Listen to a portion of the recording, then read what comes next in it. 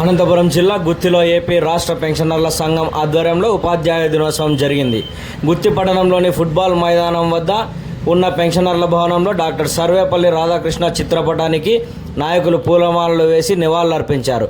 ఈ సందర్భంగా 80 సంవత్సరాలు దాటిన విశ్రాంత ఉద్యోగులు శకుంతలమ్మ, రంగారెడ్డి, మహబూబ్ సాబ్, జయదీవనమ్మ, మహబూబ్లకు సన్మానం చేశారు. శాల్వా, పూలమాలతో ఘనంగా సత్కరించారు.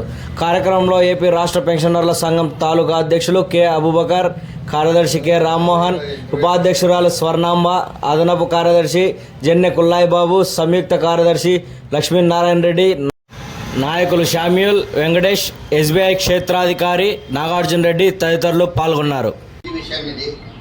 చాలా మంది ఏమంటారంటే అప్పుడు అపార్థం చేసుకుంటారు. 80 సంవత్సరాలు దాటిన వాళ్ళు ఇంకా చాలా మంది డిసైడ్ చేయడం జరిగింది.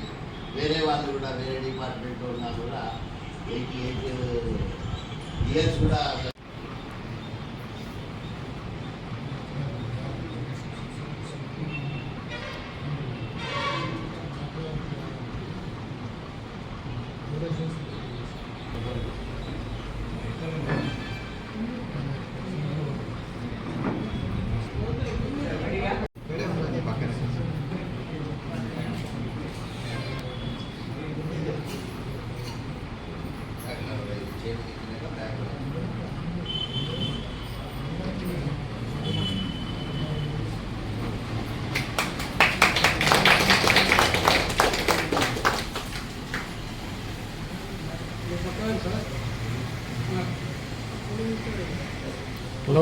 అట్లా ఆపకపోండి.